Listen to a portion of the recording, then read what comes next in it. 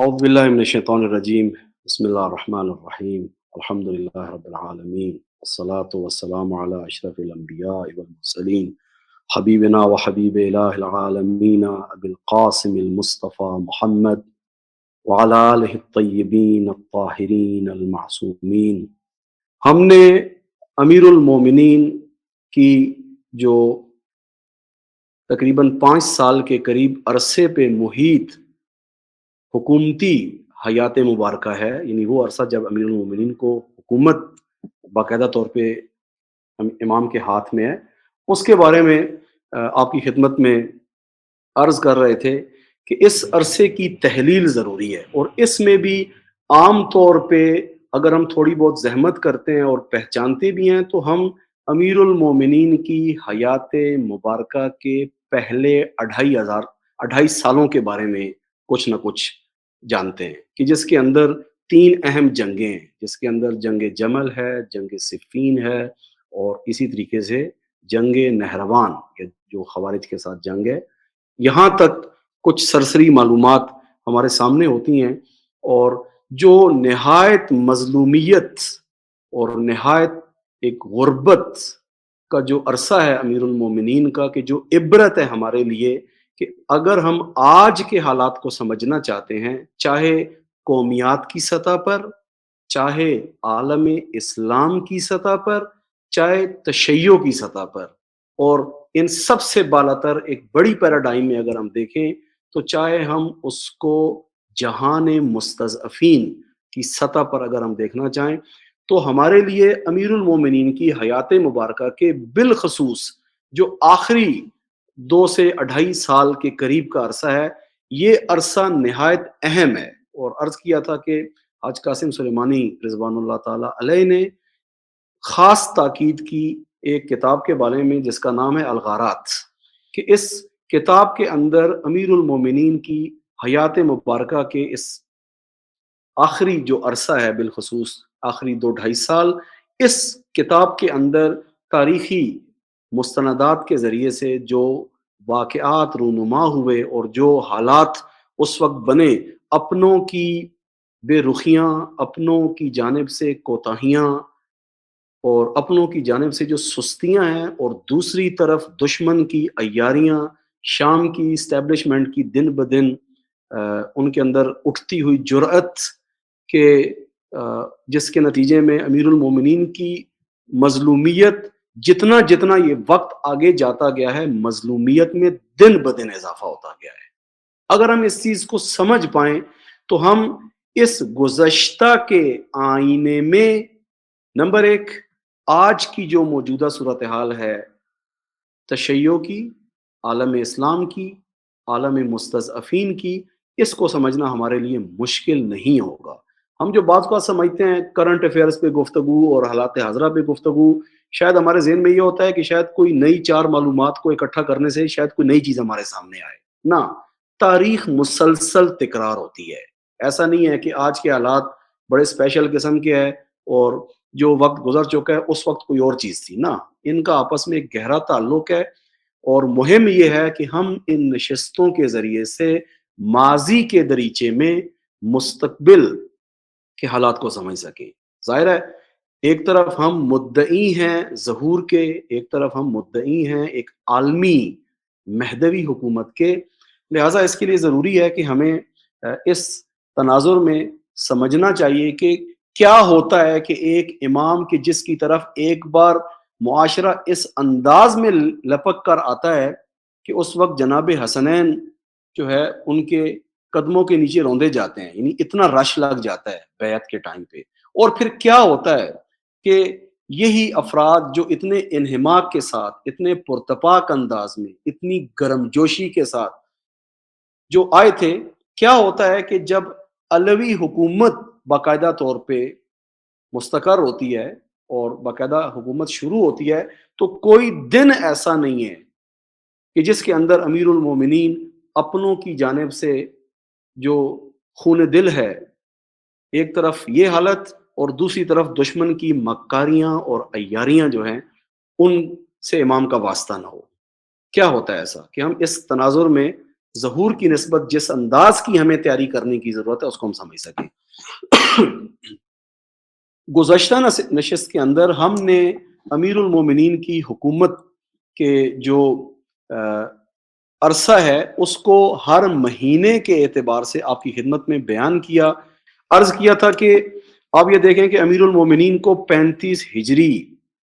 کے ماہ ذی الحج کے اندر، یعنی آخری اسلامی جو ہمارے پاس کیلنڈر ہے اس کے اعتبار سے ذی الحج آخری مہینہ ہے، محرم پہلا مہینہ ہے اسلامی مہینوں کے اندر۔ امیر المومنین کو 35 ہجری کے اندر آخری مہینے میں لوگ آتے ہیں امام کے پاس، امام کے ہاتھ پہ بیعت کرتے ہیں، اور اس بیعت کرنے کے بعد 36 ہجری کے پہلے مہینے کے اندر یعنی محرم میں امام سب سے پہلا جو اقدام انجام دیتے ہیں وہ خلیفہ سوم کے زمانے کے اندر یعنی جناب عثمان کے زمانے کے اندر جو مختلف تقرریاں کی گئی تھیں اور مختلف جگہ پہ جو گورنر بغیر کسی قاعدے اور قانون کے معین کیے گئے تھے، تعین کیے گئے تھے، سب سے پہلا کام امام نے یہ انجام دیا کہ ان کو ہٹایا۔ خوب ظاہر ہے یہ ہٹانا کوئی یوں نہیں تھا کہ امام ایک لیٹر لکھ کے دے دیں اور اگلا آرام سے ہٹ جائے، سائڈ پہ ہو جائے اور بالکل کہے جناب جیسے آپ فرمائیں ویسے ہی ہوگا۔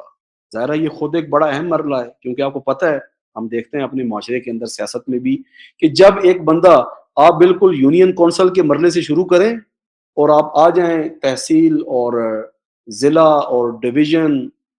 اور اسی طریقے سے صوبے کی سطح پر اور پھر فیڈرل، یہ جیسے ہمارے یہاں سسٹم ہے مثلاً، یا مرکز کی سطح پر جو حکومتی سسٹم ہوتا ہے، جتنا جتنا جس کے پاس کوئی ایکسیس ہوتی ہے اور اس کے بعد اس کو ہٹایا جاتا ہے یا اس کا ڈیوریشن دورانیہ پورا ہو جاتا ہے، تو ایسا نہیں ہو جاتا کہ وہ بالکل سائڈ پہ ہو جائے، اور اگر اس کو اس کے جیسے کہتے ہیں ایک سلسلے کو جاری رکھتے ہوئے ہٹا دیا جائے تو کتنے درد سر کھڑے ہو سکتے ہیں۔ اس کو اگر ہم دیکھنا چاہیں تو بالخصوص ابھی کے جو ہمارے اپنے سیاسی حالات ہیں اس تناظر میں دیکھ سکتے ہیں کہ کیا حالات بنتے ہیں۔ خوب 36 ہجری کا یہ عرصہ جہاں پر کئی افراد کو معزول کرنے کے حوالے سے تھا، اسی طریقے سے جنگ جمل اسی 36ویں ہجری کے اندر ہوتی ہے، اور اس کے ساتھ ساتھ معاویہ کے نام خط و کتابت کا سلسلہ اور اس کو اس بات پہ لے کے آنا کہ جو ہے یہ گورنری کا جو عہدہ ہے یہ اس پہ آپ باقی نہیں رہ سکتے، اور اس کو ہٹانے کے لیے امام نے پہلے سافٹ طریقے سے یہ کام شروع کیا خط و کتابت کے ذریعے، لیکن نتیجہ نہیں نکلا۔ 36 ہجری کے ماہ شوال کے اندر صفین کی جانب لشکر روانہ ہوتے ہیں، اور اس عرصے کے اندر ہم دیکھتے ہیں کہ جنگ کی نسبت تیاریاں جو ہیں وہ اپنے اوج کی طرف جاتی ہیں۔ 37 ہجری کے اندر کہ جو امیر المومنین کی حکومت کا دوسرا سال ہے، یہاں پر ہم دیکھتے ہیں کہ ثالثی اور حکمیت کا مسئلہ پیش آتا ہے، اور عملاً جنگ جو ہے اپنے اس اوج پہ نہیں جا سکتی کہ جس کے نتیجے میں ہم یہ کہیں کہ یہاں پر بالکل مسئلہ جو ہے اس انداز میں حل ہو جائے جیسے ہم کہیں کہ دودھ کا دودھ پانی کا پانی، ایسا نہیں ہوتا۔ اپنوں کی حماقت اور دشمن کی عیاریوں کے نتیجے میں جس انداز کے اندر شام کی اسٹیبلشمنٹ میڈیا کراسی نے جس انداز میں صفین کی اس کارزار کے اندر کھیل کھیلا، نتیجہ یہ نکلا کہ اپنوں کے اندر تردید ایجاد ہوئی قرآن بلند ہونے کے نتیجے میں، اور آخر میں حکمیت پہ بات آئی، اور خلاصہ یہ کہ یہ جنگ بغیر کسی ٹھوس نتیجے پہ پہنچے یہ وقتی معاہدے کے لیے ختم ہو جاتی ہے۔ لشکر امام کا کوفے کی طرف واپس آتا ہے، لیکن یہیں پر ہم دیکھتے ہیں کہ امام کے لشکر میں ایک دراڑ ایجاد ہو جاتی ہے خوارج کے نام پر۔ یہ کوفہ میں نہیں آتے، کوفہ سے باہر بیٹھ جاتے ہیں، اور بعد میں 37 ہجری کے اندر ہم دیکھتے ہیں کہ امام مجبور ہو جاتے ہیں کہ ان خوارج کی نسبت اقدام کریں، اور جنگ کے لیے جو ہے ماحول بنتا ہے، اور 38 ہجری یعنی امیر المومنین کی حکومت کے تیسرے سال کے اندر سفر کے مہینے میں یعنی دوسرے مہینے کے اندر اسلامی اعتبار سے باقاعدہ جنگ نہروان ہوتی ہے، اور اس کے بعد جب یہ جنگ نہروان ہو جاتی ہے اس کے بعد اب شام کی اسٹیبلشمنٹ کے اندر جرأت اور جسارت بڑھ جاتی ہے۔ امام کے لشکر کو دیکھتے ہیں کہ یہ ابھی کافی ضعیف ہو چکا ہے، امام کی شنوائی اپنے لشکر کے اندر اس سطح پہ نہیں ہے، اس حالت کو دیکھتے ہوئے کیا کرتے ہیں؟ اب غارتوں کا سلسلہ شروع ہوتا ہے۔ وہ جو ہم نے کہا تھا کہ ہم جس کتاب کو لے کے چل رہے ہیں، الغارات اس کتاب کا نام ہے، اور میری کوشش ہے کہ اسی کے متن کے ساتھ ہم ان بحثوں کو لے کے چلیں۔ اردو میں یہ ترجمہ شدہ نہیں ہے، فارسی زبان میں یہ کتاب عربی سے ترجمہ شدہ ہے۔ نہایت احسن انداز میں اس کے اندر مطالب کو بیان کیا گیا ہے، جو اپنی بساط کے مطابق ہماری کوشش ہے کہ اس کو ہم اردو میں ترجمہ تو نہیں معلوم کب ہو پائے گا، کم از کم اس کے مطالب کو جہاں تک ہو سکے منتقل کر سکیں۔ خوب آپ دیکھتے ہیں کہ یہ تیسرا مہینہ، تیسرا سال حکومت کا، در حقیقت یہ وہ مظلومیت کے اوج کی طرف جاتا یہ عرصہ ہے کہ یہاں سے شام کی اسٹیبلشمنٹ کی غارت گریاں شروع ہو جاتی ہیں، اور اب نہ فقط یہ کہ یہ شام کے اندر بیٹھ کے اپنا دفاع کی سوچیں، بلکہ یلغار کے انداز کے اندر شام سے نکل کر امیر المومنین کی جو قلمرو حکومت ہے، یعنی حکومتی جو امام کی قلمرو ہے، اس کے اندر مختلف جگہ پر شام کی اسٹیبلشمنٹ کی ہم دیکھتے ہیں کہ کئی جگہ پہ غارت گریاں ہیں، کئی جگہ پہ انہوں نے کام خراب کرنے کی کوشش کی، جس کے اندر مصر کی صورتحال آپ کی خدمت میں بیان کی۔ چوتھے سال کے اندر یعنی 39 ہجری میں ہم دیکھتے ہیں کہ مصر پہ امر یاس قبضہ کرتا ہے، جناب محمد بن نبی بکر کی شہادت ہوتی ہے، اس سے پہلے جناب مالک اشتر کی شہادت ہوتی ہے، اور اس کے بعد بصرے پہ قبضے کی کوشش کی جاتی ہے، اور نہ فقط قبضے کی حد تک رہتے ہیں بلکہ کئی جگہ کی جو زکوٰۃ تھی، کہ جو اسلامی حکومت کے بیت المال کو مضبوط کرنے کے لیے اسلام نے جو ایک سسٹم رکھا ہے وہ نظام زکوٰۃ ہے، زکوٰۃ نہیں فقط نظام زکوٰۃ۔ لہٰذا ہم دیکھتے ہیں کہ شام کی طرف سے یہ کوششیں کی گئیں کہ کئی جگہ کی زکوٰۃ ہتھیا لی جائے، اور باقاعدہ اس کے لیے کوششیں کی گئیں۔ درمیان میں ہم اسی طریقے سے جاتے ہیں، امام کی حکومت کے اس چوتھے سال کو دیکھتے ہیں کہ یہاں اب اس درمیان میں امیر المومنین نے کئی بار کوشش کی کہ اپنے لشکر کو دوبارہ تیار کر سکیں کہ فتنہ شام جو ہے اس کو جڑوں سے اکھاڑا جائے اور اس فتنے کو ختم کیا جا سکے، لیکن ظاہر ہے جوں جوں وقت آگے کی طرف جاتا گیا، لشکر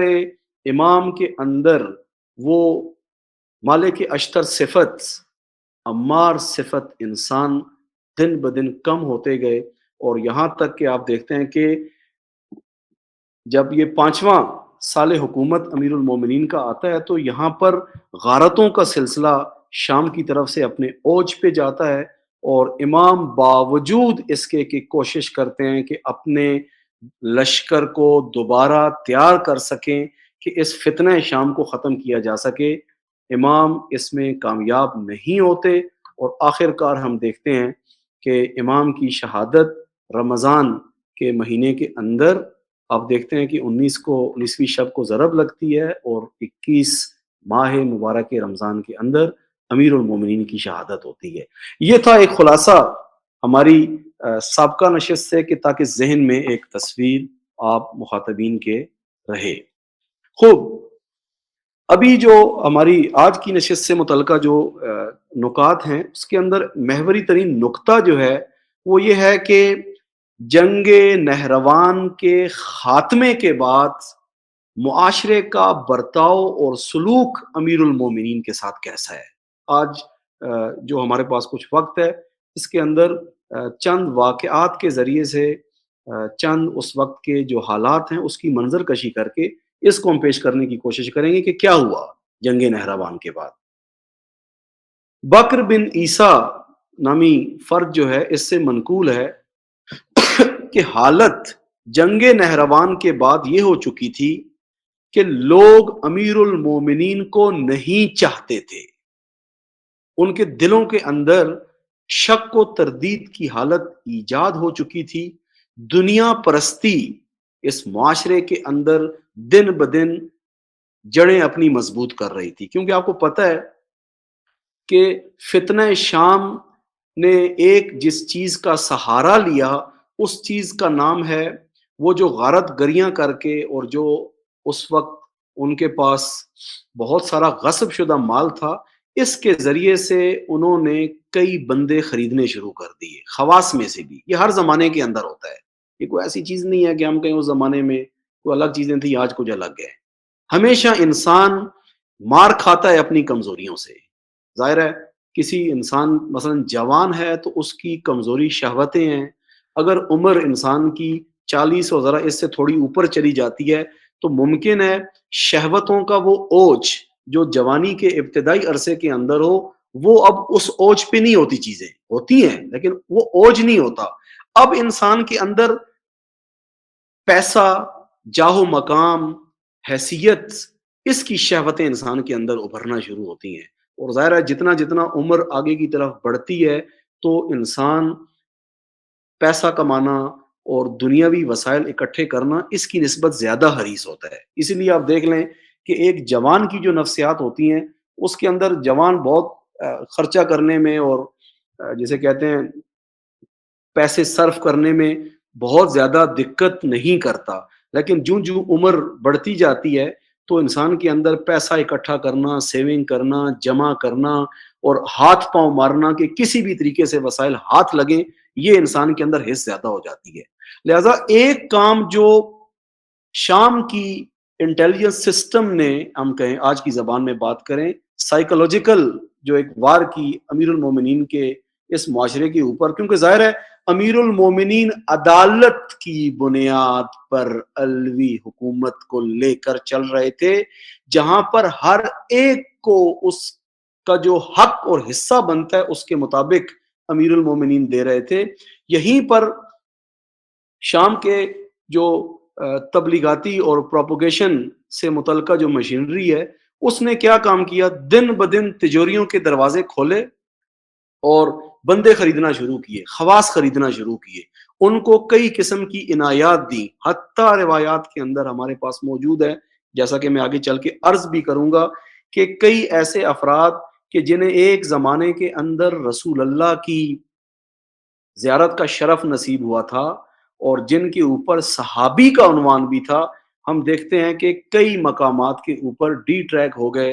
اور پٹڑی سے اتر گئے، اور جس طرح سے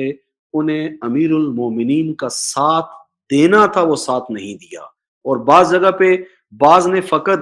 مجرمانہ خاموشی اختیار کی اور بعض نے نہ فقط خاموشی اختیار کی بلکہ فتنہ شام کو باقاعدہ طور پر سپورٹ بھی کیا۔ خوب، اب ذرا تھوڑا سا تصویر بنائے ذہن کے اندر کہ علوی حکومت کی جو قلمرو ہے، جس کے اندر عراق ہے، شام ہے، حجاز ہے، یہ جو ایریا ہے، یمن اس کے اندر آتا ہے، بہت سارے دیگر حصے بھی اس کے اندر آتے ہیں۔ حالت کیا بن رہی ہے؟ ایک طرف ہم دیکھتے ہیں کہ بصرہ کے وہ افراد کہ جن کے خاندان کے لوگ جنگ جمل میں شامل ہوئے تھے اور امیر المومنین کی جو عدل و انصاف کی تلوار ہے اس کے ہاتھوں جو تہ و تیغ ہوئے تھے، ان کے اندر ایک کینہ موجود ہے۔ وہ تقریباً ظاہر ہے ہزاروں کی تعداد میں افراد جنگ جمل کے اندر ہم دیکھتے ہیں کہ جو اس ذوالفقار علی، یعنی ایک سمبل کے طور پہ عرض کر رہا ہوں، یعنی پورا جو لشکر ہے امام کا، اس کے ہاتھوں بلاخر جو جن کو کلا کما کیا گیا، خوب ظاہر ہے ان کے جو خاندان ہے وہ امیر المومنین کی نسبت کوئی محبت نہیں رکھتے، ان کے اندر ایک کینہ ایجاد ہو چکا ہے۔ لہٰذا بصرے کی فضا جو ہے وہ کامل طور پر ہم دیکھتے ہیں کہ فتنہ شام کے ساتھ ہمساز ہے، ان کے دلوں کے اندر ایک کینہ اور ایک بغض ایجاد ہو چکا ہے۔ خوب اسی طریقے سے ہم اہل کوفہ، اہل حجاز، اہل شام تو آپ خود دیکھ رہے ہیں کہ وہ کاملاً ہم آہنگ ہیں فتنہ شام کے ساتھ۔ حتیٰ اسی طریقے سے جو ایک نہایت دردناک چیز ہے اور امیر المومنین کی مظلومیت کہ جس پہ واقعاً انسان کا ضمیر زندہ ہو اور فطرت پہ انسان کے اگر گناہوں کے پردے نہ پڑ چکے ہوں، غفلت انسان کے اوپر اگر نہ پڑ چکی ہو، تو اتنی مظلومیت ہے امیر المومنین کی کہ امیر المومنین کا اپنا خاندان جو ہے اس کے اندر بھی کئیوں نے امام کا ساتھ نہیں دیا، اور بالخصوص قریش جو ہے، آپ دیکھتے ہیں کہ حتیٰ نہج بلاغہ میں ہم دیکھتے ہیں کہ امیر المومنین کی اللہ کی بارگاہ میں ایک نہایت بے بسی کے عالم میں ایک دعا ہے کہ جس کے اندر امیر المومنین فرماتے ہیں، اے اللہ، قریش سے مقابلے کے لیے تیری مدد کا طلبگار ہوں، انہوں نے رشتہ داری کی رسم کو ملحوظ خاطر نہیں رکھا، مجھے محروم مجھے محروم کیا، میرے مقام و منزلت کو چھوٹا شمار کیا، اور مجھ سے مقابلے کے لیے آپس میں متحد ہو کر ایکا کر لیا انہوں نے۔ اب دیکھیں کہ غربت کب ہے، ابھی یہ جنگ نہروان ختم ہوئی ہے اور نہروان کے بعد یہ مظلومیت شروع ہو رہی ہے۔ خوب اسی طریقے سے ہم حجاز کے اندر دیکھتے ہیں، آپ کو پتہ ہے کہ اسلامی جغرافیے کے اعتبار سے حجاز یعنی یہی جو موجودہ سعودی عرب ہے، مکہ کے اندر آپ دیکھیں کہ یہ جو جگہ ہے، یہ جگہ اس وقت بھی جو رسول اللہ کے اصحاب اور اسی طریقے سے جو دیگر مؤثر متدین طبقہ تھا اس کا گڑھ تھا حجاز۔ یہاں پر ہم دیکھتے ہیں نہایت ہی سرشناس قسم کے نام، جس میں ابو ہریرہ، عبداللہ ابن عمر خلیفہ ثانی کے بیٹے، عبداللہ ابن زبیر زبیر کے بیٹے ہیں، زید بن ثابت، قبیصہ بن زؤیب، عروہ بن زبیر، سعید بن مسیب، اس طرح کے جو خواص ہیں یہ امیر المومنین کے حامی نہیں، بلکہ حجاز کے اندر یہ خواص آپ سمجھیں کہ ایک پورے لشکر کی صورت کے اندر امیر المومنین کے مخالف طبقہ ہے۔ فضا کو سمجھیں، بنی امیہ تو آپ کے سامنے ہے کہ یہ شجرہ خبیثہ جو ہے بنی امیہ، یہ ابتدا سے ہی رسول اللہ کے مبعوث برسالت ہونے کے وقت سے جو کینہ دل میں لے کے چل رہا تھا، اور جس کو پیچھے سے یہودی اسٹیبلشمنٹ کہ جو کئی جگہ سے اٹھ کر آئی تھی اور مدینہ کے مکہ کے گرد و نواح میں آ کے بسی تھی، بسیرا ڈالا تھا، انہوں نے بنی امیہ کے ذریعے سے جو خنجر اسلام کی پشت پہ گھونپا، اس کو ہم کئی نشستوں کے اندر اجمالاً بیان کر چکے ہیں۔ کبھی توفیق ملی تو انشاءاللہ بنی امیہ کا یہود کے ساتھ کس طرز کا رابطہ تھا، اس کو انشاءاللہ کبھی کسی فرصت میں بیان کیا جائے گا۔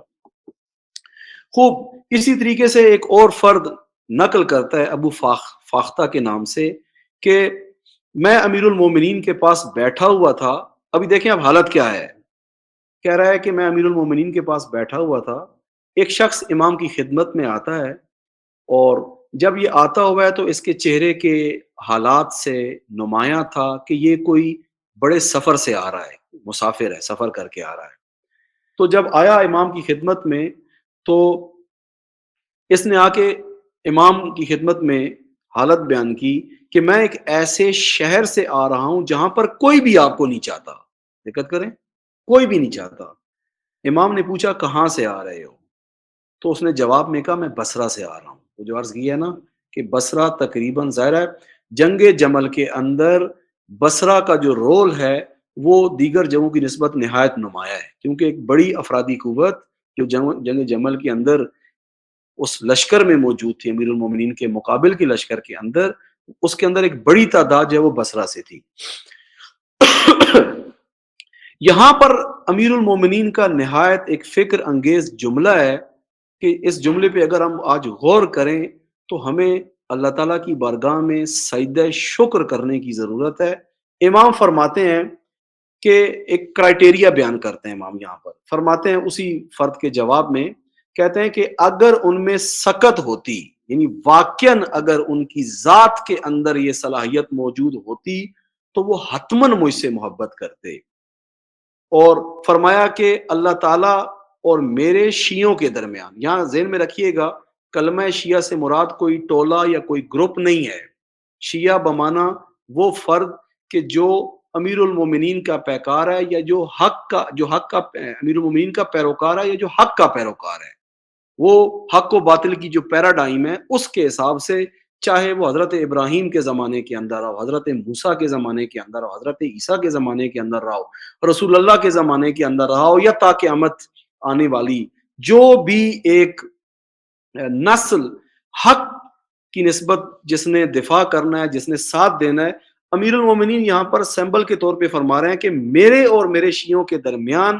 تا قیامت اللہ تعالیٰ سے ایک عہد و پیمان ہے، اور اس بنیاد پر امام فرماتے ہیں کہ نہ تو اس تعداد میں کبھی اضافہ ہوگا اور نہ ہی اس میں کمی ہوگی، یعنی اس چیز کو ایک قطعی قاعدے کے طور پہ امام بیان فرما رہے ہیں. جیسے ہم کہتے ہیں نا کہ لا تبدیل لکلمات اللہ، یہ لا تبدیل لسنت اللہ، کہ اللہ کی سنتیں تبدیل نہیں ہوتی، اللہ کے قاعدے تبدیل نہیں ہوتے. اللہ تعالیٰ کی بارگاہ میں یہ شکر ادا کرنے کی ضرورت ہے کہ اللہ نے ہمارے اوپر یہ عنایت فرمائی اور ہمارے دلوں کے اندر امیر المومنین کی محبت، امیر المومنین سے تمسک،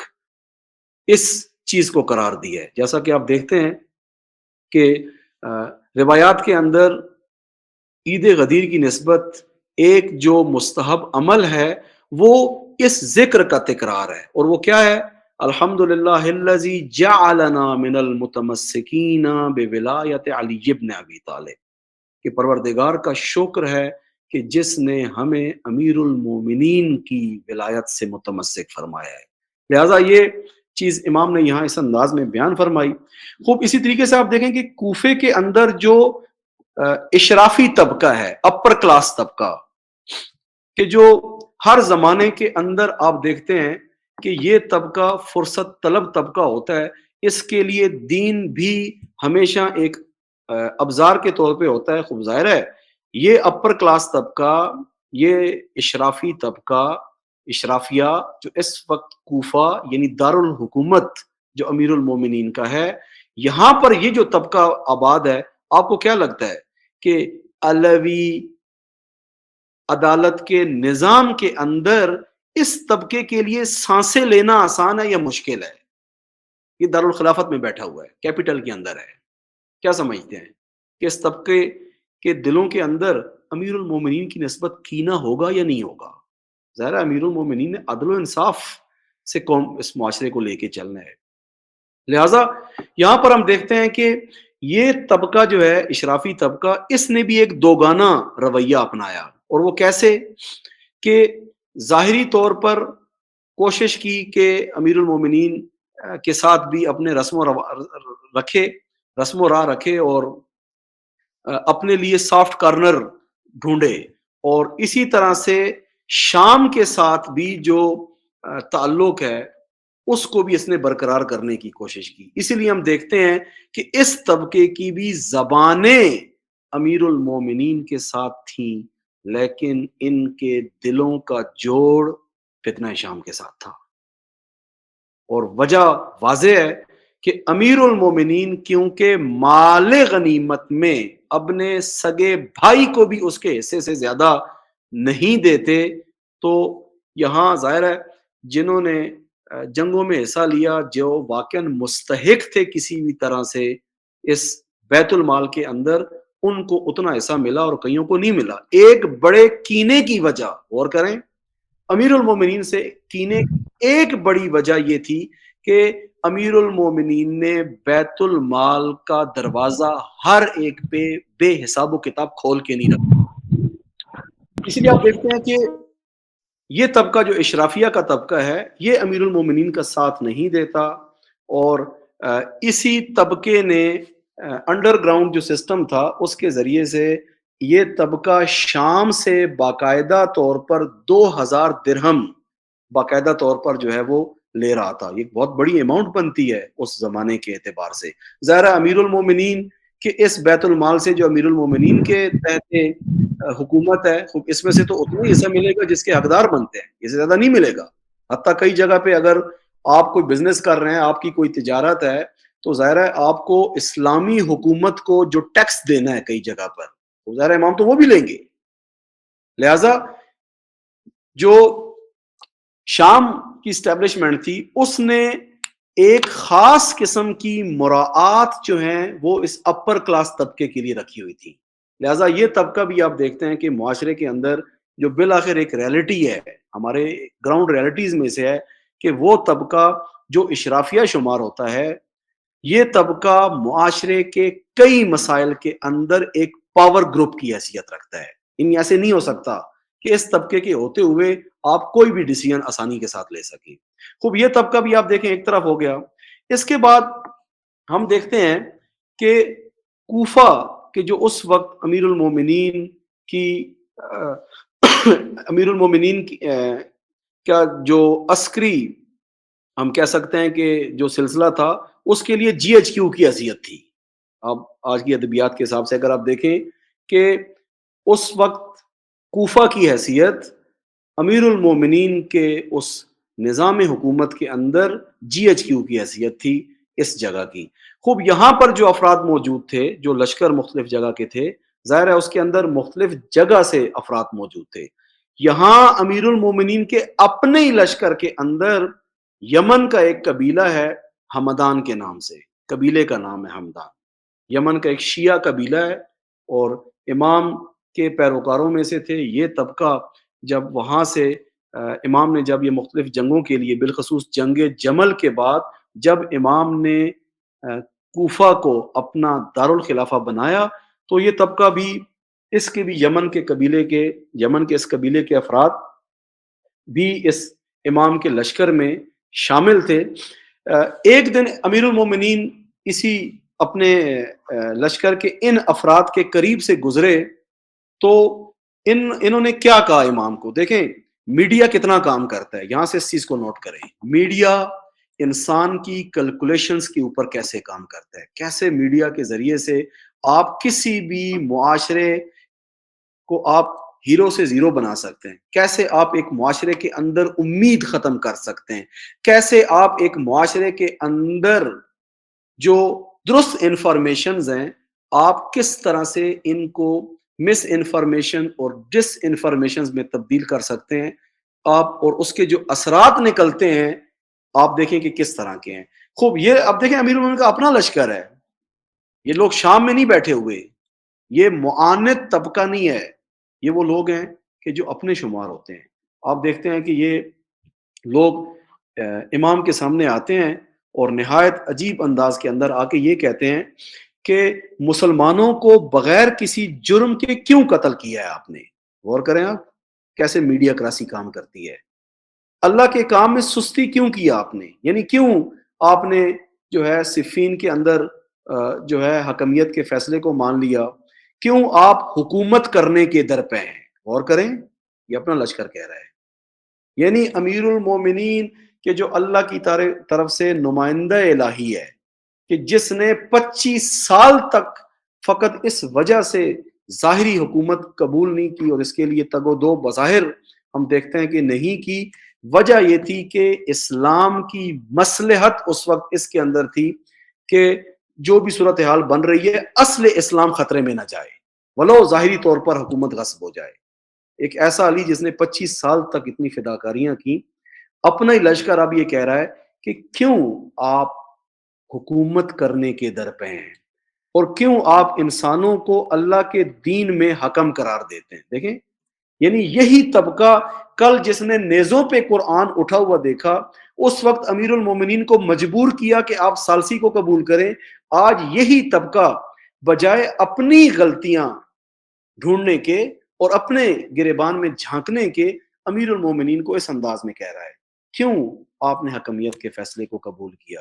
امام نے یہاں پر جواب دیا کہ اللہ کا حکم تمہاری گردن کے اوپر ہے، اور فرماتے ہیں کہ دیکھو تم یہ دن دیکھو گے کہ دنیا کے اندر شقی ترین انسان، قسی القلب ترین انسان جو ہے میرے سر کے خون سے میری داڑھی کو رنگین کرے گا. یعنی امام دکھا رہے ہیں کہ دیکھو اس وقت تم لوگ جس چیز کو دیکھ رہے ہو اور جو میری حالت بنی ہوئی ہے تمہارے ہی ہاتھوں کل یہ حالت میری ہونی ہے. خوب یہ ایک طرح کے واقعہ آپ کی خدمت میں عرض کیا. یہاں ان واقعات کے ذریعے سے جو چیز مد نظر ہے وہ یہ ہے کہ ہم یہ سمجھ پائیں کہ امیر المومنین کس فضا کے اندر تھے اپنی حکومت کے اس عرصے میں جب نہروان کی جنگ ہو چکی ہے اور اس کے بعد حالات کیسے ہیں. خوب اسی طریقے سے آپ دیکھتے ہیں کہ حالت یہ بن رہی ہے. ایک دن امیر المومنین خطبہ دے رہے ہیں اور خطبے کے دوران خواتین والی طرف سے قبیلہ بنی ابس کے نام کا یہ قبیلہ ہے، اس قبیلے کی ایک خاتون کھڑی ہوتی ہے خطبے کے درمیان. غور کریں آپ خطبے کے درمیان خواتین والی طرف سے کھڑی ہوتی ہے اور امیر المومنین کے خطبے کو روکتی ہے اور کہتی ہے اے امیر المومنین 3 چیزیں ایسی ہیں کہ جنہوں نے آپ کے بارے میں لوگوں کے دلوں میں شک اور تردید ایجاد کر دی ہے. یعنی آپ اس کو کلیئر کریں. اور وہ کیا چیزیں تھیں؟ نمبر ایک، آپ نے ثالثی کا فیصلہ قبول کیا ہے، اس کی وجہ سے لوگوں کے اندر، دلوں کے اندر تردید ہے کہ نعوذ باللہ ہم یوں کہیں کہ امیر المومنین بزدل تھے، نعوذ باللہ ہم یہ کہیں کہ امیر المومنین نے جو ہے پریشر کو قبول کر لیا. کہا ہے کہ ایک چیز اس نے لوگوں کے دلوں میں تردید ایجاد کی، اور دوسرا یہ کہ آپ نے اس ثالثی کے فیصلے کو قبول کرنے کے نتیجے میں عملاً پستی اور حقارت کو قبول کیا ہے. اور کریں امیر المومنین کی مظلومیت. ظاہرہ یہ جو بندے اس وقت امیر المومنین کے خطبے میں مسجد میں حاضر ہیں، یہ بے دین لوگ نہیں ہیں، یہ وہ طبقہ نہیں ہے کہ جو ہم یہ کہیں کہ یہ بے دین لوگ بیٹھے ہوئے یہاں پر. یہ دیندار طبقہ ہے، یہ وہ طبقہ ہے کہ جو اب اس وقت دشمن کی پروپوگیشن سے اتنا متاثر ہے کہ امیر المومنین کو، جسے ہم کہتے ہیں، کٹہرے میں کھڑا کرنے کی کوشش کر رہا ہے کہ آپ نے یہ کیا کیا ہے ثالثی کا فیصلہ قبول کر کے، آپ نے کیوں تمام کو حقیر کیا ہے. اور بلکہ آپ دیکھتے ہیں کہ یہاں تک ہوا کہ امام کو ایک طرح کا کہنا شروع ہو گیا ایک طبقہ کہ آپ وہ ہیں کہ جنہوں نے مومنوں کی تذلیل کی، یا مذل المومنین. اور کریں اے وہ فرد کہ جس نے مومنوں کو ذلیل و خوار کیا، نعوذ باللہ. اور تیسرا جملہ اس نے یہ کہا کہ جو چیز لوگوں کے دلوں میں تشویش کا باعث بن رہی ہے وہ یہ ہے کہ آپ نے مصیبت اور آزمائش کی گھڑیوں کے اندر آپ نے لوگوں کے ساتھ ناراضگی کا اظہار کیا ہے. تو یہ چیز بھی لوگوں کو پسند نہیں آئی ہے. اور وہ کیا چیز تھی کہ ظاہر ہے امام اس ثالثی کے مسئلے کے بعد جب امام نے لوگوں کو بھی یہ سمجھا دیا کہ دیکھو کہ یہ دشمن عیار ہے، تم دشمن کے چکمے میں آ گئے ہو، تم نے دشمن کے فتنے کو نہیں سمجھ سکے، امام لوگوں کو مسلسل تیار کرتے رہے. اور جب ظاہر لوگ تیار نہیں ہوتے تھے تو امام ان کی نسبت اظہار ناراضگی کرتے تھے. تو اس عورت نے ایک انداز میں یہ کہا کہ آپ جو یہ ناراض ہو جاتے ہیں، آپ یہ جو غصے ہو جاتے ہیں، اس چیز نے بھی لوگوں کو آپ کی نسبت بددل کر دیا ہے. آپ یہ دیکھیں، بس ایک طرف اشرافی طبقہ، اشرافیہ جو ہے وہ امیر المومنین کے ساتھ نہیں ہے، اسی طریقے سے معتبر ایسے چہرے کہ جو صحابی رہے ہیں، اور اسی طریقے سے جو افراد اس وقت فقیہ کے عنوان سے کوفہ کے اندر موجود ہے، انہوں نے بھی امام کی اطاعت نہیں کی. کہ جس میں چند نام ہیں، جس میں مرہ حمدانی، مسروق بن اجدع، اسود بن یزید، شقیق بن سلمہ جیسے فقیہ افراد. یعنی ایسے آپ یوں سمجھیں کہ اس زمانے کے مجتہدین، اس زمانے کے وہ افراد کہ جن کو لوگ اپنی دین کے مسائل کے اندر ایک مجتہد کی حیثیت سے سمجھتے تھے. اب دیکھیں لوگوں نے ساتھ نہیں دیا امیر المومنین کا. یہاں پہ ایک مثال عرض کروں، ایک شخص ہے عروہ بن زبیر کہ جو امیر المومنین کے نسبت دل میں کینہ اور بغض رکھتا ہے. اس کا بیٹا کہتا ہے کہ میں نے ایک دن اپنے والد کے سامنے امیر المومنین کا ذکر کیا تو میرے باپ نے نہایت ہی توہین آمیز انداز میں، سرزنش والے انداز کے اندر اس نے کہا کہ بیٹا دیکھو، خدا کی قسم، اور کریں آپ کتنا دشمن کیلکولیشن پہ کام کرتا ہے، کہ آپ یقین کے ساتھ یہ کہہ رہے ہوتے ہیں کہ جو میں بات کر رہا ہوں یہ ٹھیک ہے. اس وار کو سمجھ سکتے ہیں، صاف وار کو، کہ جس کے اندر آپ پورے ایمان سے یہ کہہ رہے ہیں کہ علی حق کے اوپر نہیں ہے. یہ ایسے نہیں ہو جاتا، یہ ایسے نہیں ہو جاتا. لہٰذا آپ دیکھتے ہیں کہ اس نے قسم کھائی عروہ بن زبیر نے اپنے بیٹے کے سامنے، اور اسے کہا کہ خدا کی قسم لوگوں نے علی سے منہ نہیں موڑا، بلکہ علی نے کام ہی ایسے کیے ہیں کہ جو انہیں نہیں کرنے چاہیے تھے، جس کی وجہ سے لوگوں نے ان سے منہ موڑ لیا ہے. اور کریں دشمن کیسے کام کرتا ہے کہ پہلے خود ایک جال بچھاتا ہے، معاشرے کا سادہ لوہ طبقہ اس جال کے اندر پھنس جاتا ہے. یہ سادہ لوہ طبقہ خود ایک پریشر گروپ کے طور پر اپنے زمانے کے امام، اپنے زمانے کے قائد، اپنے زمانے کے لیڈر کو کس انداز کے اندر اس حالت تک پہنچا دیتا ہے کہ پھر امیر المومنین فرماتے ہیں میری حالت یہ ہو جاتی ہے کہ جیسے یوں سمجھیں کہ گلے کے اندر ہڈی ہے اور آنکھ کے اندر کانٹا. یعنی ایسی ایک عجیب حالت جو ہے وہ ایک امام کی ہو جاتی ہے۔ اب دیکھیں نام اور بھی بڑے سرشناس قسم کے ہیں۔ آج تک ہم نے نام سنا ہے اسامہ بن زید کا، کہ یہ وہ شخص ہے، غور کریں آپ، یہ پریشر گروپس کی بات کر رہا ہوں جو ہمارے پاس ایسے افراد کہ جن کے تاریخ اسلام کے اندر رسول اللہ کے عرصے کے اندر بڑے بڑے درخشاں کارنامے ہیں ان لوگوں کے،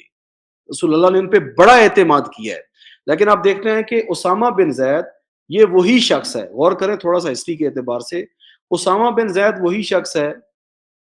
کہ جو رسول اللہ کے صحابہ میں سے بھی تھا، اور جس کے والد یعنی زید بن حارثہ جو ہیں، یہ پہلے غلام تھے، رسول اللہ نے ان کو بعد میں آزاد کروایا، اور جنگ موتا رسول اللہ کے زمانے کے اندر، اس جنگ کے اندر اسامہ بن زید کے والد یعنی زید بن حارث شہید ہوتے ہیں۔ یہ اس کا فرزند ہے، یعنی شہید کا بیٹا ہے۔ غور کریں، ایک طرف شہید کا بیٹا ہے، اور دوسری طرف ہم دیکھتے ہیں کہ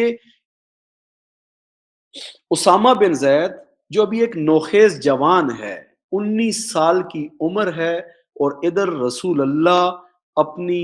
حیات مبارکہ کے آخری دن رسول اللہ گزار رہے ہیں۔ اس وقت جو لشکر شام کی طرف رومیوں سے مقابلے کے لیے، یعنی ظاہر ہے آپ کو پتہ ہے کہ روم شرقی جو ہے، مشرقی روم جو ہے، یہ شام کے ساتھ لگتا علاقہ ہے، لہٰذا آپ دیکھتے ہیں کہ اس وقت رسول اللہ نے اسامہ بن زید جو 19 سال کی عمر ہے، اس کو اپنی اس لشکر کا سپہ سالار اور کمانڈر بنا کر بھیجتے ہیں، اور باقاعدہ طور پہ کہتے ہیں کہ جتنے بھی افراد ہیں وہ سارے ان کا ساتھ دیں اور اس لشکر میں شامل ہوں، کہ اس کی داستان آپ کے سامنے ہے کہ کئی افراد اس وقت جو ہے وہ اس لشکر میں شامل نہیں ہوتے، اور ان کی نسبت رسول اللہ کے اچھے جملے نہیں ہیں جو شامل نہیں ہوتے۔ دیکھیں آپ، کل تک جو اس حد تک مورد اعتماد تھا کہ رسول اللہ 19 سال کی عمر میں جس کے ہاتھ پورا اپنا جو اسلامی لشکر ہے اس کو دے رہے ہیں، آج امیر المومنین کے زمانے کے اندر یہ شخص امام کو دھمکی دیتے ہوئے لکھ کر بھیجتا ہے، امام کے نام پہ ایک پیغام بھیجتا ہے۔ غور کریں، اسامہ بن زید امیر المومنین کے نام پیغام بھیجتا ہے کہ بیت المال میں سے جو میرا حصہ ہے وہ مجھے بھجوا دیں، اور پھر یہاں تک کہتا ہے کہ آپ اللہ تعالیٰ کی قسم، آپ جانتے ہیں کہ اگر آپ شیر کے منہ میں بھی چلے جائیں تو میں وہاں پر بھی آپ کے ساتھ آنے کے لیے تیار ہوں۔ یعنی ایک طرح کا یہ بتانا یہ چاہ رہے ہیں کہ میں آپ کے ساتھ ہوں، لیکن یہ کسی جنگ میں شریک نہیں ہوئے امام کے ساتھ۔ غور کریں، یہ ابھی امام کے ساتھ جنگ میں شریک نہیں ہوئے۔ یہ شخص ایک طرح کا تھریٹ کرتے ہوئے امام کو آ کے، ظاہر ہے یہ عام بندہ نہیں ہے اسامہ بن زید، یہ جو پریشر گروپس ہوتے ہیں کسی سوسائٹی کے اندر، یہ جو خواص کا گروپ ہوتا ہے، کس طرح سے خواص ایک محاذ حق کے اوپر اگر نصرت نہ کریں تو کس طرح سے یہ خواص اس محاذ حق کے گلے میں پھنسی ہوئی ہڈی ہیں، کس طرح سے یہ خواص کہ جو بے خاصیت ہو جاتے ہیں، کس طرح سے یہ خواص کل محاذ حق کی آنکھوں کے اندر کانٹا ہے۔ اس چیز کو سمجھیں آپ دیکھتے ہیں، اور یہ بھی عرض کر دوں کہ یہ فرد اسامہ بن زید ان چند اصحاب میں سے ایک ہے کہ جو امیر المومنین کی بیعت کرنے کے لیے حاضر نہیں ہوئے، انہوں نے ساتھ نہیں دیا امیر المومنین کا، بیعت نہیں کی امیر المومنین کے ہاتھ پر، لیکن اپنی بزرگی، اپنی صحابیت، اپنے اس سابقہ جو سٹیٹس ہے، سوشل سٹیٹس، ریلیجس سٹیٹس، اس کو دیکھتے ہوئے امام کو اس انداز میں بات کرتے ہیں۔ اور یہاں پر آپ دیکھتے ہیں کہ امام جواب میں کیا لکھتے ہیں، امام فرماتے ہیں کہ دیکھو یہ مال جو اس وقت میرے ہاتھ کے اندر بیت المال کے نام پر ہے، یہ مال ان لوگوں کے ساتھ مختص ہے جنہوں نے جہاد میں شرکت کی ہے، یہ بیت المال ابھی ان کا ہے۔ یعنی جو حصہ تم چاہ رہے ہو بغیر جنگ میں شرکت کیے ہوئے، بغیر ہمراہی کیے ہوئے لشکر حق کی، یہ جو چاہ رہے ہو کہ کیونکہ میں جو ہے وہ میرا ایک حیثیت رہی ہے دین کے اندر، لہذا مجھے ہر صورت میں یہ مال ملے، امیر المومنین نے کہا یہاں سے تمہیں کچھ بھی نہیں مل سکتا، لیکن فرمایا امام نے کہ اگر تمہیں پھر بھی کچھ چاہیے تو مدینہ کے اندر میرے اموال میں سے اگر کچھ بچا کچا ہے تو وہاں سے جتنا تمہیں چاہیے وہاں سے لے سکتے ہو، بیت المال سے 1 ٹکا بھی نہیں دوں گا۔ غور کریں آپ، یہ امیر المومنین ہے۔ ہم یہ سمجھتے ہیں کہ شاید جب امام زمانہ آئیں گے ہمارا مال کسی بھی طرح کا ہوگا، ہم جیسے بھی ہوں گے، وہ تو بڑے کریم ہے، مسئلہ نہیں ہے، ایسے ہی گزار دیں گے۔ آپ یہاں دیکھ رہے ہیں کہ امیر المومنین کی قاطعیت اس سطح پہ ہے کہ باوجود اس کے کہ امام کو پتہ ہے کل یہ بندہ پریشر گروپ بن سکتا ہے، باوجود اس کے کہ امام کو پتہ ہے کہ کل یہ بندہ مشکل کھڑی کر سکتا ہے، ظاہر ہے اس کا ایک بیک گراؤنڈ ہے، اس کے پاس ایک افرادی قوت ہے، اس کے پاس ایک با اثر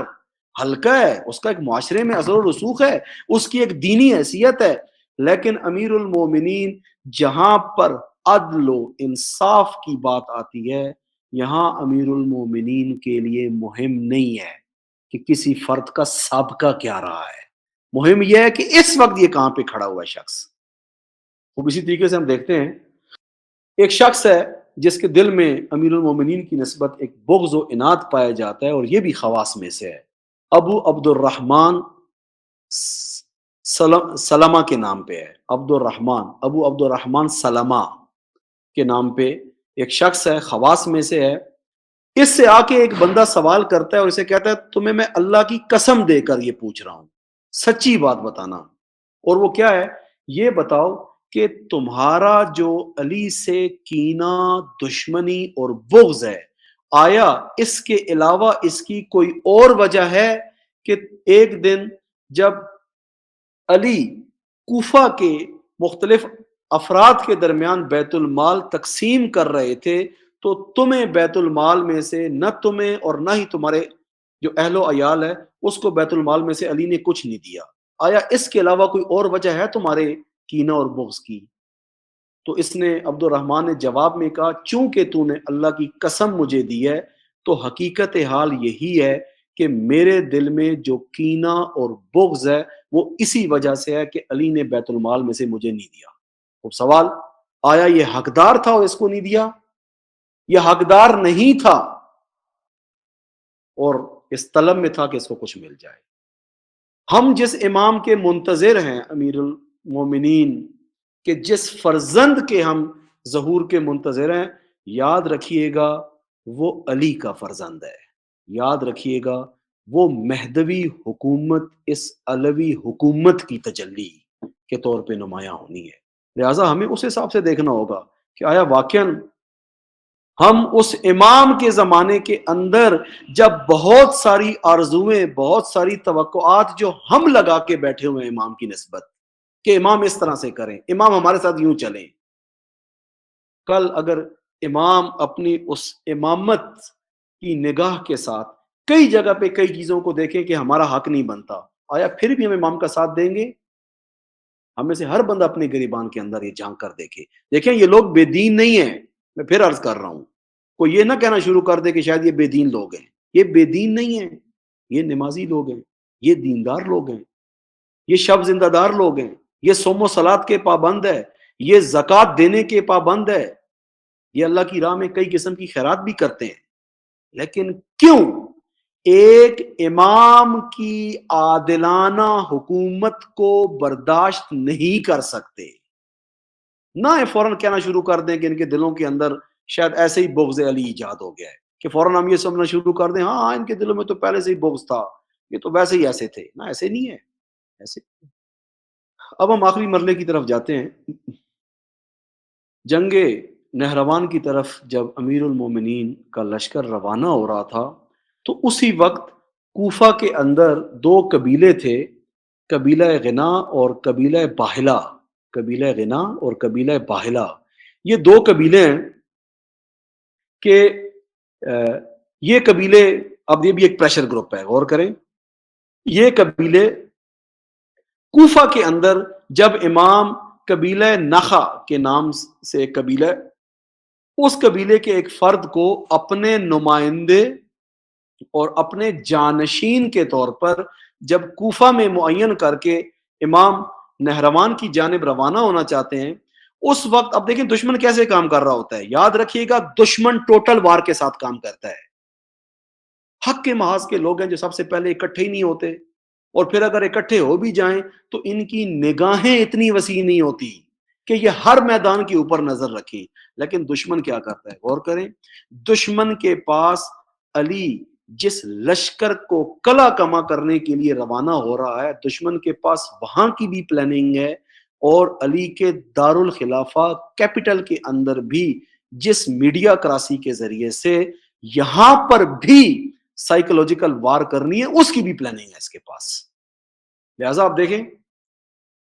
امیر المومنین نہروان کی جانب روانہ ہوتے ہیں، اور یہ دو قبیلے پریشر گروپ کے طور پر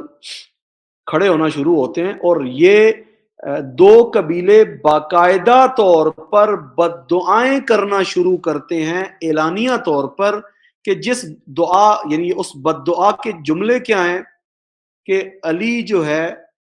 دشمنوں کے مقابلے میں ناکام ہو اور دشمن علی کے اوپر کامیاب ہو. غور کریں یہ کون لوگ ہیں؟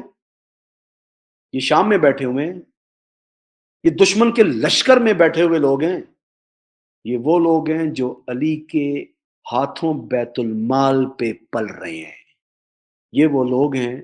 جو اسی کوفے کے اندر موجود ہیں کہ جس کوفے میں مجسم توحید، مجسم عدالت الہی کو صبح و شام دیکھا ان لوگوں نے. یہ نہ سمجھے آج ہم کہ شاید اگر کل امام زمانہ آ گئے یا ہمارے خواب میں آ گئے یا کہیں پر ہمیں مل گئے تو شاید کل جب امام زمانہ کی حکومت قائم ہوگی تو ہم بالکل سیدھے ہیں، ہم امام کی حکومت کو قبول کریں گے. اب یہ دیکھیں یہ کون لوگ ہیں، کتنا دشمن نے کیلکولیشن پہ کام کیا کہ یہ اس وقت اتنا کینہ ان کے دلوں میں بھر چکا ہے. امام کا لشکر نہروان کی طرف روانہ ہو رہا ہے، اور یہ اپنے گھر میں بیٹھ کر یہ آستین کے سانپ یہ کیا دعائیں کر رہے ہیں کہ دشمن کے لشکر کو علی پہ فتح حاصل ہو. جب یہ خبر امام کے اس کوفہ میں جانشین نے امام کو لکھ بھیجی کہ آپ تو نہروان کی طرف روانہ ہوئے، پیچھے گھر کے اندر یہ حالت ہے. اب دیکھیں علی علیہ السلام نے کیا کیا. یہاں پر میں نے کئی جملوں پہلے بھی عرض کر چکا ہوں، رہبر معظم فرماتے ہیں کہ امیر المومنین شہید قاطعیت ہیں. جب حق کا مسئلہ ہے تو یہاں پر امیر المومنین کے لیے مہم نہیں ہے پورے کا پورا لشکر کدھر جاتا ہے. امیر المومنین نے جواب میں لکھ بھیجا ان سب کو کوفے سے نکال دو. غور کریں علی کی نسبت کینے کیسے ایجاد ہوتے ہیں. کہا سب کو کوفے سے نکال دو، ان کے قبیلے کا کوئی فرد کوفے کے اندر باقی نہ رہے. ظاہر ہے کوفہ دارالخلافت ہے، اگر یہ گندگی، اگر یہ خباثت، اگر یہ آستین کے سانپ یہاں پھر بھی رہ جاتے ہیں تو یہ تو گھر کو تباہ کر رہے ہیں. اب آپ خود تھوڑی دیر کے لیے سوچیں کہ جس قبیلے کو اس کے تمام افراد کے ساتھ امیر المومنین کی قاطعیت کوفہ سے باہر کر دے، نکال دے، کل آپ کے ذہنوں میں کیا ہے؟ کل ان کے دلوں میں کینہ نہیں ہے؟ کل یہ دشمن کے لشکر کے پیادہ افراد نہیں ہیں؟ کل یہ دشمن کے لیے خوراک نہیں ہے یہ قبیلہ، یہ طبقہ؟ حتیٰ دشمن کی مشینری نے اتنا کام کیا کہ امیر المومنین کا ایک بہت ہی قدیمی دوست ہے ابو مریم کے نام سے، یہ اہل مدینہ میں سے ہے. اور ظاہر ہے امام نے جب خلافت کا مرکز کوفہ کو بنایا تو ظاہر ہے فاصلہ تھا مدینہ سے، تو اس تک خبر پہنچی کہ امیر المومنین کی حکومت کس طرح کی صورتحال سے دوچار ہے. غور کریں اپنے بھی کتنے کنفیوز ہو جاتے ہیں. اس واقعے پہ میں سب سے گزارش کروں گا، گرچہ آپ لوگ ظاہر ہے گھروں سے جوائن کیا آپ نے، کوئی بندہ کسی مصروفیت میں ہوگا، کسی میں ہوگا، لیکن امید ہے جو افراد یہاں ابھی یعنی جن کا حضور محسوس ہو رہا ہے کہ آپ لوگ حاضر ہیں، گزارش کروں گا اس واقعے کے اوپر غور کریں. اپنے بھی بعض اوقات کتنے کنفیوز ہو جاتے ہیں. غور کریں یہ وہ فرد ہے کہ جس کی عمر کا ایک بہت بڑا حصہ امیر المومنین کی ہمراہی میں گزرا ہے. دوست تھا امیر المومنین کا ابو مریم مدینہ کے اندر، یہ مدینہ میں ہے، امیر المومنین کوفہ کے اندر ہے. اس کے کانوں تک یہ بات پہنچی کہ بھائی صورتحال اس طرح کی بن رہی ہے کہ لوگ امیر المومنین کو پسند نہیں کر رہے، یعنی دوسرے لفظوں میں یوں کہوں کہ امیر المومنین کی حکومت سے تنگ ہے، بد دل ہو چکے ہیں۔ امیر المومنین کے دلوں میں نام کینے، پھر سے بتا دو۔ ان کے دلوں میں امیر المومنین کی حکومت کی نسبت کینہ ایجاد ہو چکا ہے۔ جب اس تک یہ خبر پہنچتی ہے تو یہ کوفہ میں امیر المومنین کی طرف آتا ہے، اور جب یہ کوفہ میں آتا ہے تو ہم دیکھتے ہیں کہ امام ظاہر ہے بڑے عرصے کے بعد اس سے ملتے ہیں تو بڑے تعجب کے ساتھ امام فرماتے ہیں ابو مریم تم ہی ہو، یعنی امام بڑے اس ایک خاص حیرت والے انداز کے اندر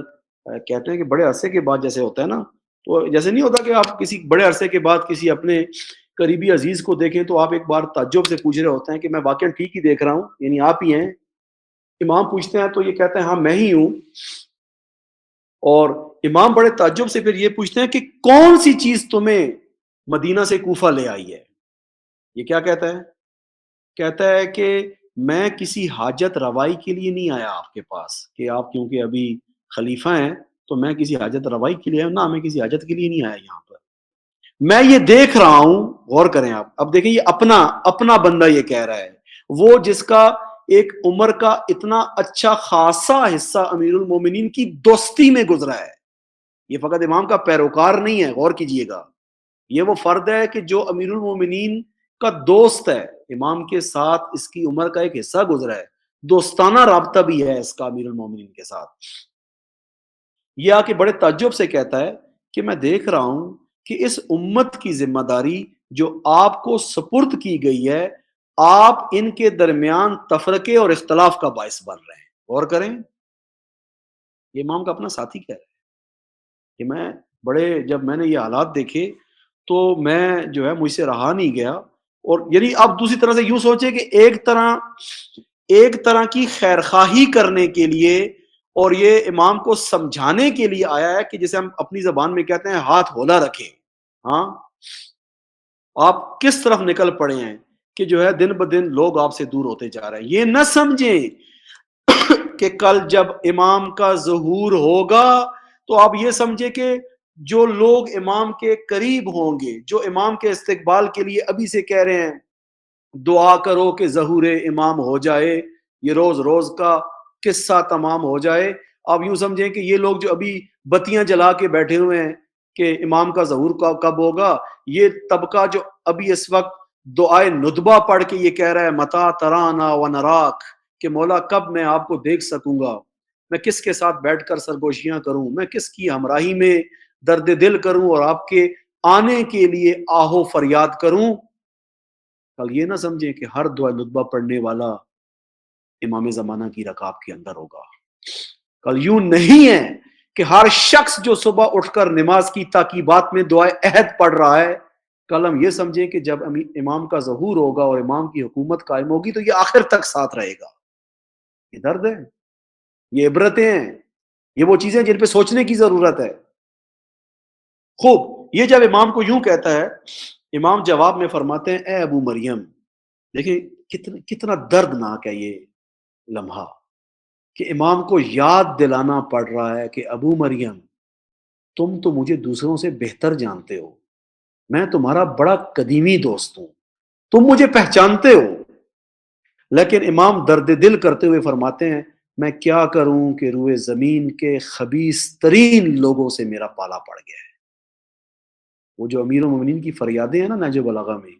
کہ فرماتے ہیں کہ غدن ترون مقامی، تم کل علی کو ہاتھ سے دینے کے بعد سمجھ پاؤ گے کس کو ہاتھ سے دیا ہے، اور علی کے یہ درد کہ جو نہج بلاغہ میں فرماتے ہیں خدایا تو مجھے ان سے لے لے، ان کو مجھ سے لے لے، نہیں چاہیے مجھے یہ۔ ہاں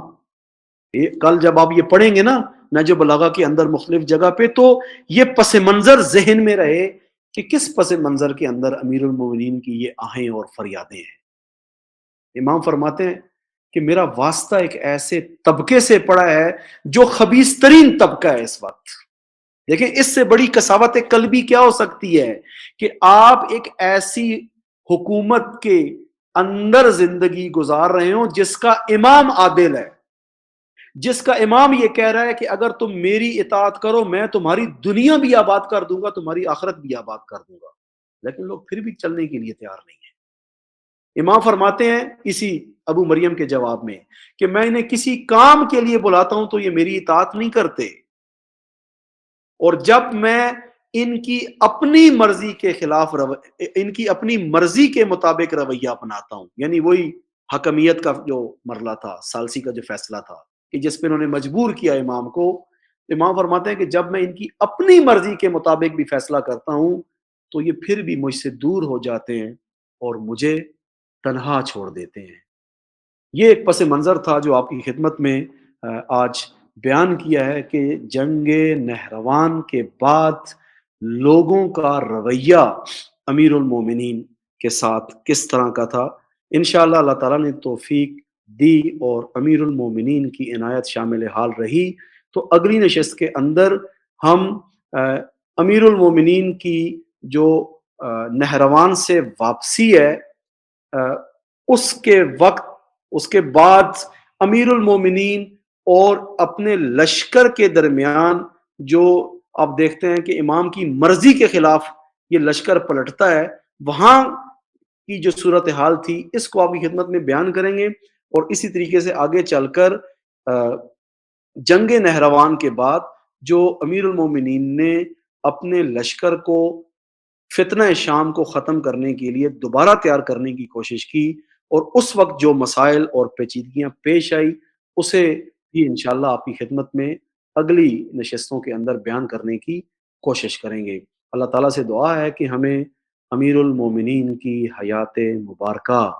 کی درست شناخت اور معرفت نصیب فرمائے، اور اس کے مطابق ہمیں آج اپنے آپ کو پرکھنے کی توفیق عطا فرمائے کہ ہم جس امام کے ظہور اور جس کی عالمی حکومت کے منتظر ہیں اس نسبت سے اپنے آپ کو تیار کر سکیں۔ والسلام علیکم ورحمۃ اللہ وبرکاتہ۔